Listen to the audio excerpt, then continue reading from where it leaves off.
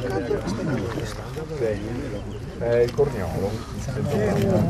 Sceglie il Corniolo Daniele Canella, vicepresidente della provincia di Padova, dando il via alla piantumazione delle 1700 piante che andranno a popolare il percorso della ciclovia della Treviso-Ostiglia. Le prime piante sono state messe a dimora, la riforestazione interesserà tutto il 2025. 1700 alberi che andranno a popolare il patrimonio arboreo lungo la ciclabile nel tratto padovano nei comuni di Piazzola, Campodoro e Campo San Piero, andando a completare nel giro di qualche anno quel corridoio verde che caratterizza proprio la nostra pista, che la rende unica, bella, meravigliosa e così apprezzata in Veneto, in Italia e nel mondo. L'obiettivo è quello di creare un tunnel verde lungo il percorso della ciclabile che attraversa il Veneto per aumentare la biodiversità ed abbattere i livelli di inquinanti nell'area. La Regione sta investendo ancora dei soldi, stiamo andando avanti con l'Ostiglia anche per finire la provincia di Vicenza e siamo in provincia di Verona per completare tutti i tratti fino all'arrivo ad Ostiglia,